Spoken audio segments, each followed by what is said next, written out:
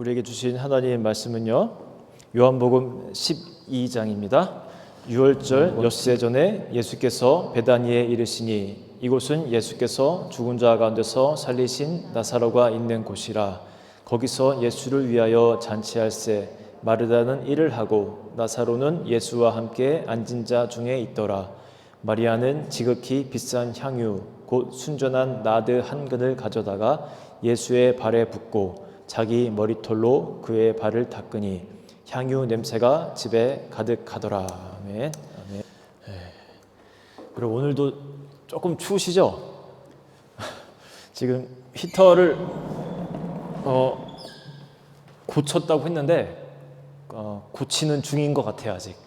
그래서 다음에는 따뜻하실 겁니다. 어저께 저희 집 아들 중에 하나가 그림을 그렸는데 좀 보여드릴게요. 뭐가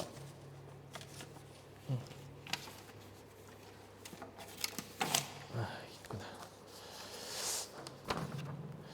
자, 요 그림을 한번 보시고 제목을 한번 그냥 맞춰보십시오. 이게 제목 맞추기가 어렵죠, 사실.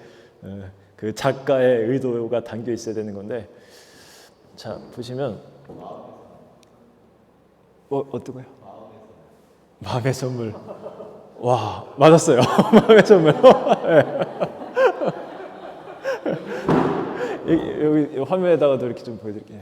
마음의 선물.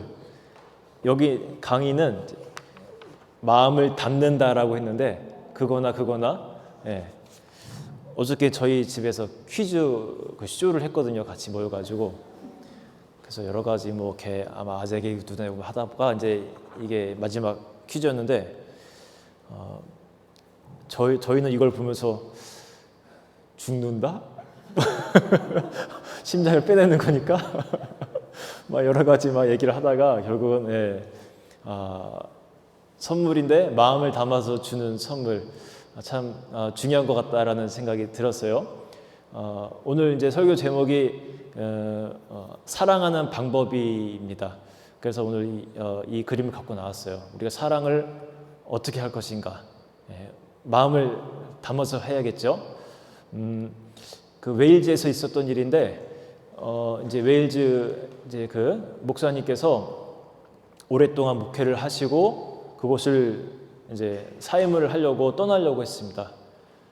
그러자 한 노파께서 목사님 못 가신다고, 지금까지 너무너무 은혜로운 설교들을 많이 들려주셨는데 말씀 하나를 안 하셨다고 하면서 그 말씀을 하시기 전까지는 우리를 떠나지 못한다고 하셨습니다. 그 말씀이 뭐냐면 바로 오늘 우리가 읽었던 그 내용입니다. 어떤 내용이었죠? 예수님이 제자들과 함께 자주 가시던 집이 있습니다. 한번 이제 그 3남매가 사는 집이에요. 오빠와 마르다, 마리아. 오빠는 나사로라는 사람입니다. 그러니까 예수님이 한번 살려준 적이 있는 사람이에요. 그래서 12명의 제자들과 함께 이 집을 자주 갔습니다. 예루살렘에 있는 집이거든요. 그러니까 눈치가 사실 좀 없기도 하죠. 13명이나 같이 아주 자주 가시는 거예요. 가면 또 밥 먹고 하지 않겠습니까? 눈치가 없으신 것 같아요. 근데 전혀 없지 않으신 게 말씀을 이제 우리가 잘 보면요. 이 집에 들어왔다가 하룻밤을 자고 새벽같이 나가는 것을 볼 수 있습니다. 오늘 말씀이 있나 모르겠어요.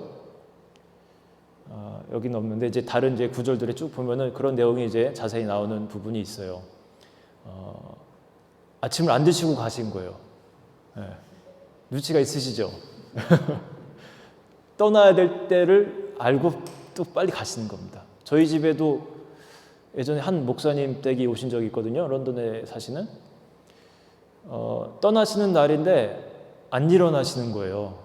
그래서 조금 더 편하게 계시다가 점심까지 드시고 가시려나 하고 그냥 계속 깨우지 않고 그냥 내버려 뒀습니다. 온 가족이 같이 오셨는데 근데 한 10시가 넘어서도 미동이 없어서 두들기고 가봤어요. 애들한테 보내가지고 가봐라. 니네가 가보면 괜찮다. 근데 없으신 거예요. 이미 저희가 일어나기도 전에 가신 거예요. 런던으로. 그러니까 오늘 이 본문을 보시면서 빨리 떠나야겠다라고 생각하셨는지 아주 또 그 삼남매를 지극히 사랑하고 아끼셨던 그런 예수님입니다. 그런데 오늘 이 이야기를 보면요, 왜 예수님이 이 복음이 증거되는 곳마다 이 이야기를 꼭 전하라고 했는지 알 수 있습니다. 그 말씀이 나와요. 옮겨볼까요? 자, 우리 앞에 집사님 한번 읽어주세요.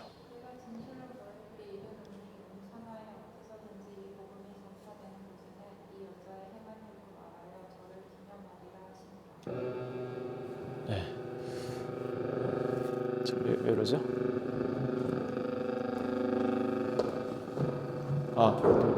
됐네. 우리 시스템이 옛날에는 시스템이 아예 없었습니다. 이곳에 이 마이크도 없고 스피커도 없고 아무것도 없었는데 한 10년 전쯤에 우리가 교회를 사랑하는 마음으로 이제 헌금을 조금씩 했어요. 강제적인 헌금이 아니라. 그래서 그때 일본에서 그 일본에 돌아간 학생도 헌금을 보내오고 런던에서도 오고 한국에서도 오고 막 우리도 헌금하면서 이 시스템을 그때 다 구입을 한 거예요. 무에서 아무튼 이런 유가 생긴 겁니다. 근데 이제 오래돼서 또 이제 조금씩 나가가는 것 같습니다. 예수님이 왜 이런 말씀을 하셨냐면 저는 이제 그렇게 봅니다. 늘 주시기만 하던 삶이셨어요. 예수님은요.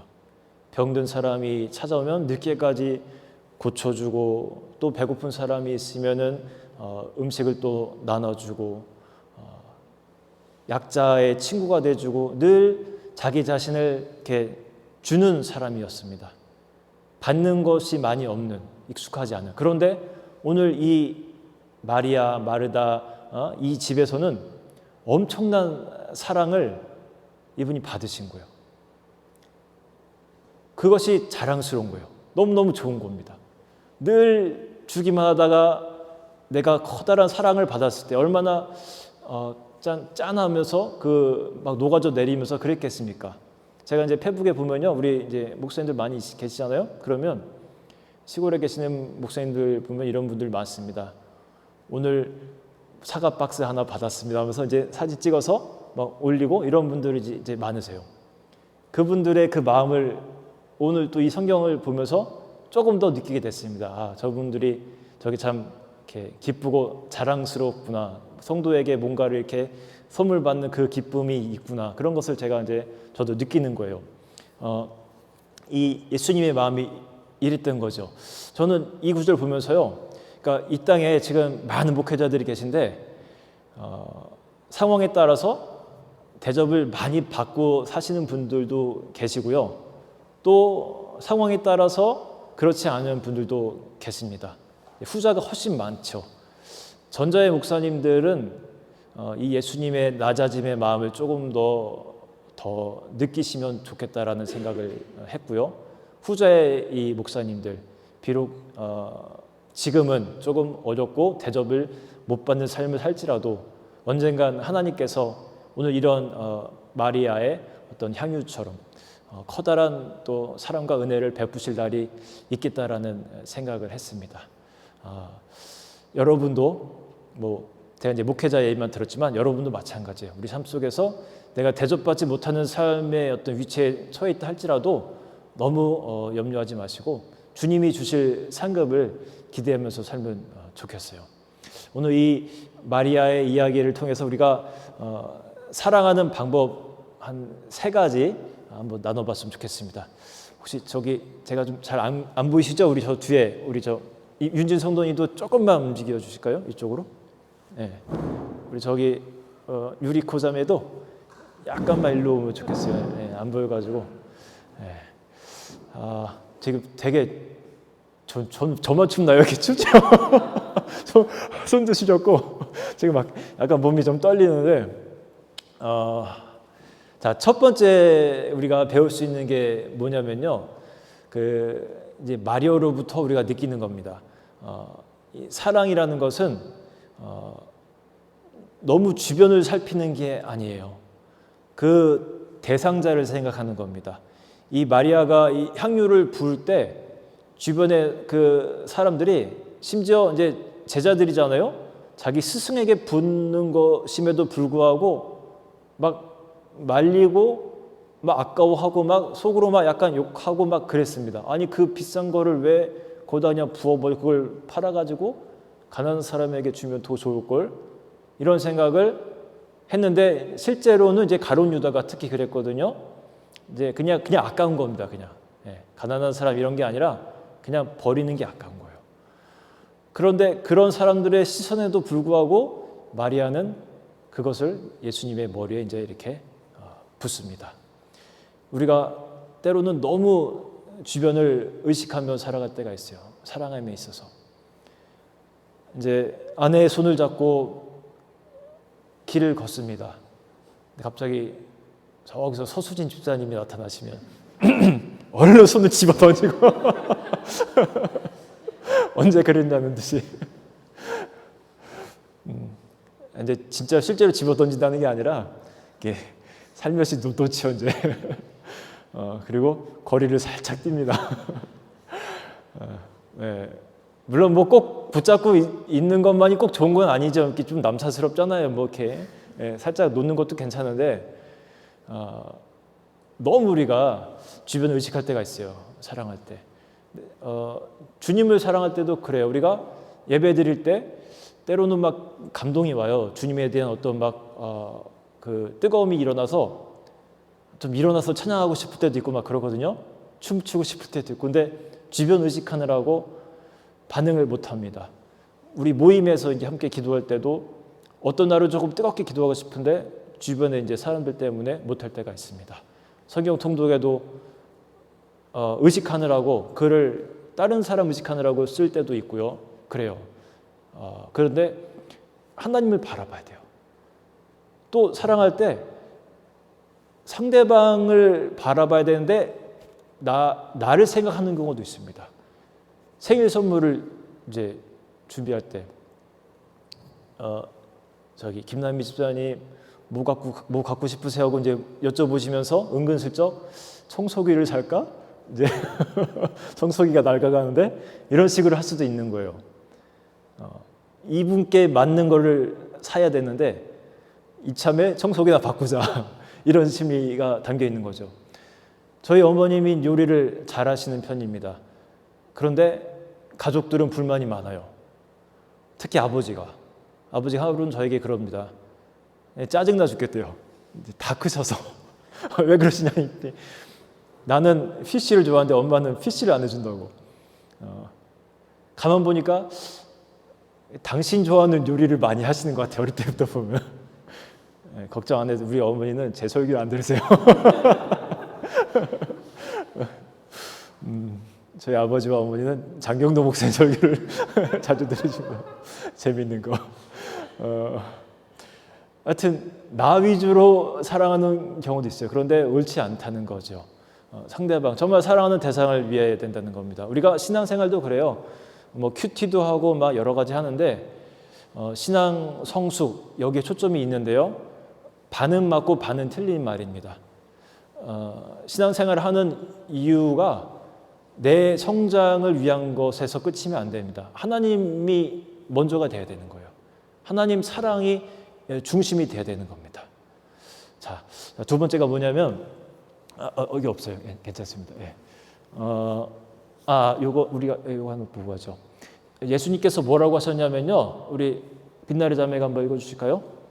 예수께서 아시고 저희에게 이르시되 너희가 어찌하여 이 여자를 그렇게 하느냐 저가 내게 좋은 일을 하였느니라. 네, 저가 내게 좋은 일을 했다고 합니다. 나무라지 말아라라는 거예요.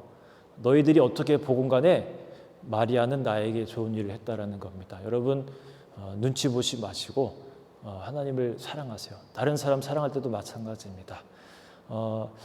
마리아로부터 배울 수 있는 두 번째는 뭐냐면은 아까워하지 않는다는 겁니다. 사랑함에 있어서 때로는 주님이 주신 마음을 따라서 다 부어버리는 거예요. 자, 그 순전한 나드 그 한 근을 다 부었다고 합니다. 이 나드 이 향유가 뭐냐면 인도에 있는 겁니다. 인도에 이제 나드라는 식물의 그 뿌리로부터 채취한 건데 그 당시 가격으로 300 데나리온이었습니다. 그러면 얼마냐? 1년 연봉이에요, 대략. 그러니까 오늘날 뭐 하여튼 몇 천만 원이죠. 3, 4, 5천 뭐 많게는 막 6천만 이 정도 되는 거를 한 번에 부어버린 겁니다.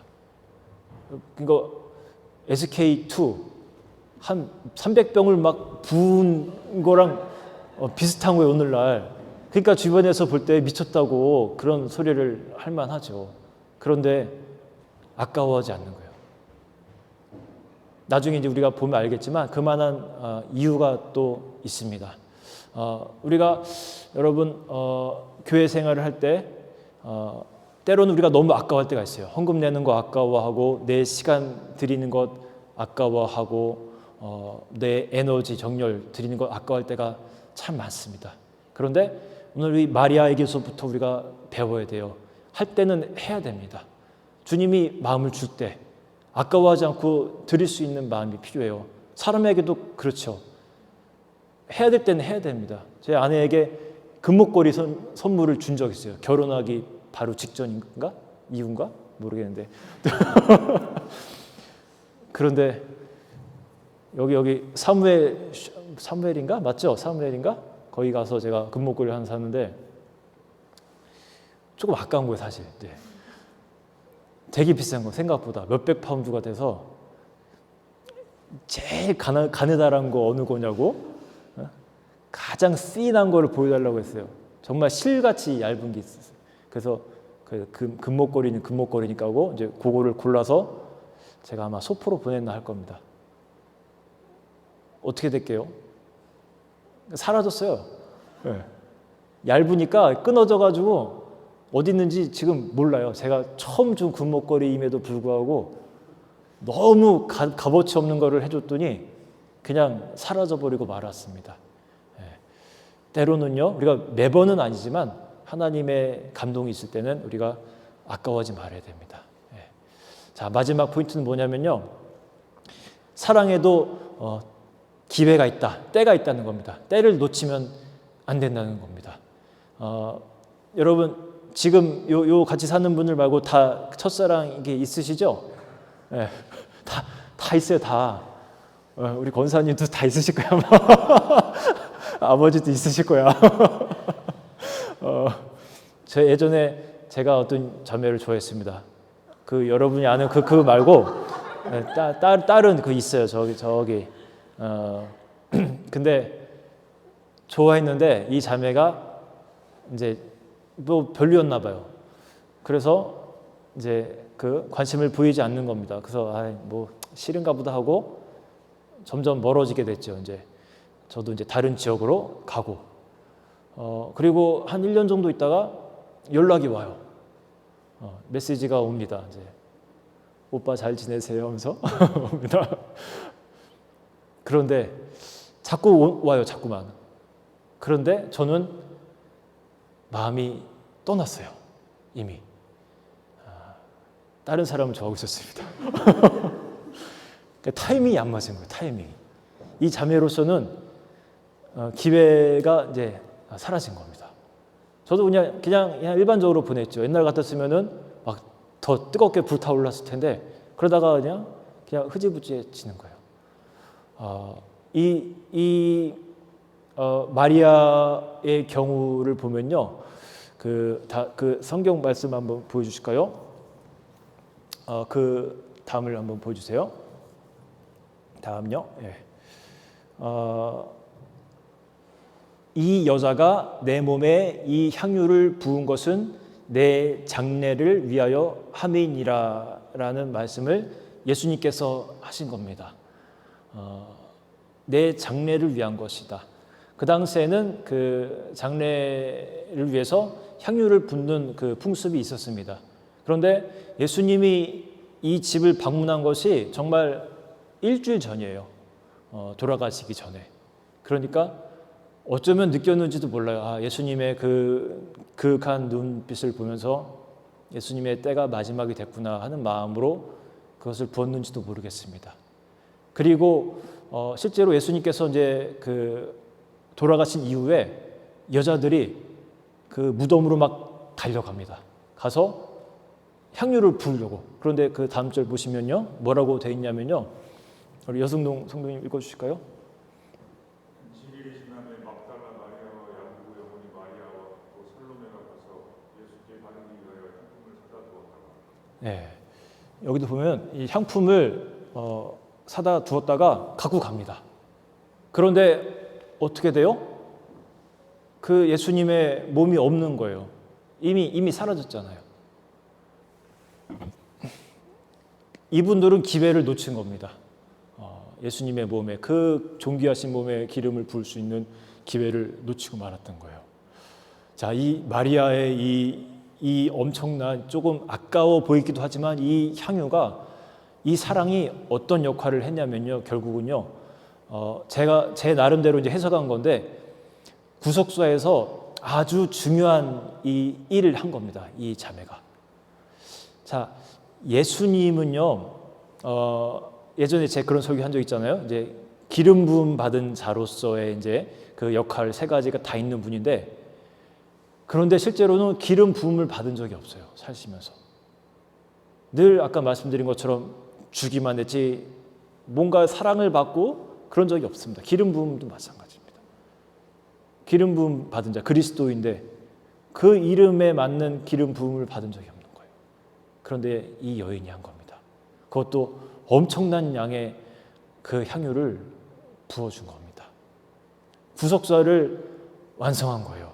이 사랑이요. 그리고 이 향유가 어떤 역할을 했냐면요, 향기로운 제물로 만들었습니다.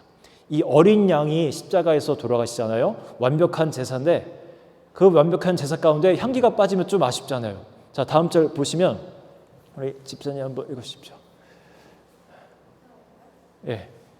제사장은 그것을 단 위에 제사를 지니 이는 화제로 드리는 식물이요 향기로운 냄새라 모든 기름은 여호와의 것입니다. 네.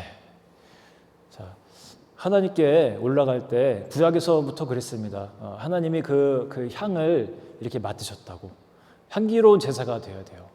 우리 삶의 예배도 향기로운 제사가 되어야 됩니다. 그런데 진짜 실질적으로도 예수님의 그 골고다에서의 죽음은요, 향기로운 제사였던 거예요. 이거 머리서부터 완전히 어마어마한 양의 향유를 뿌리면요, 그렇게 쉽게 가시지가 않습니다. 제 생각에 아마 샤워를 안 하셨을 것 같아요. 그 일주일 동안 정신 없으셨거든요. 그리고 그 군병들이 그 예수님의 옷을 막 다 찢어가지고 나눠서 가져갔습니다. 그 군중들 사이사이로 막 퍼져나갔던 거예요. 그 헝겊에 묻어있던 엄청난 양의 그 향기들이 그 골고다 저녁을 막 진동케 했던 거예요. 여러분, 향기로운 제물로 하나님께로 드려지는데 아주 1등 공신을 했던 것이 이 여인의 사랑이었던 겁니다. 여러분, 여러분의 그 사랑도 마찬가지예요. 이 이름 없는 한 여인의 이 사랑이 이 엄청난 구속사의 커다란 이 두 가지 역할을 한 것처럼 우리들의 2022년도에 하나님을 향한 사랑도요, 잘 모를 수도 있지만 그런데 하나님이 보실 때는 엄청난 일을 하게 되는 그런 역사를 만들 수도 있다는 겁니다. 여러분, 여러분에게 주시는 감동을 여러분 그냥 버리지 마시고 무엇이 되었던 간에 하나님 향해서 더 깊이 살아가는 한 해가 되었으면 좋겠습니다. 그리고 다른 사람을 향한 사랑도 마찬가지죠. 자, 우리가 오늘 기억하면 좋겠습니다. 첫 번째가 아까 뭐였다고요? 자, 기억나는 대로 말씀해 보세요. 왜 웃으시죠? 자, 첫 번째, 안혜진 집사님 뭐였습니까? 우리가 기억해야 될 사랑에 있어서 중요한 것.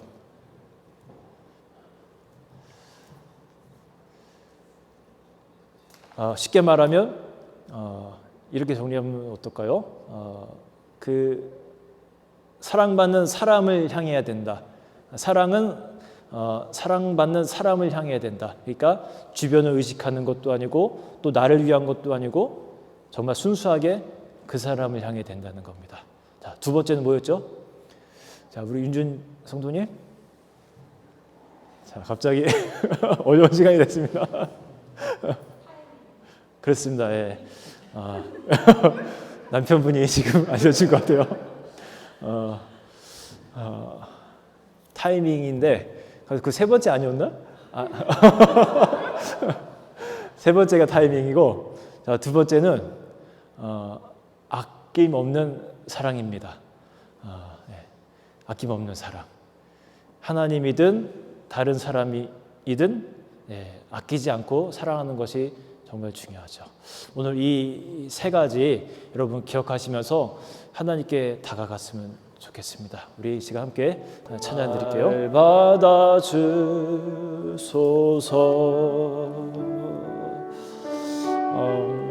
여러분 예수님의 그 입장을 한번 여러분 생각해 보세요. 얼마나 기쁘셨을까요? 정말 뜻하지 않게 참 커다란 사랑을 이렇게 갑자기 받았을 때 너무 기쁘셨던 겁니다. 그래서 복음이 증거될 때마다 이 이야기를 같이 전하라고 했습니다. 우리에게도 전하라는 거예요. 그 이유가 뭘까요? 너희도 그렇게 하라는 거예요.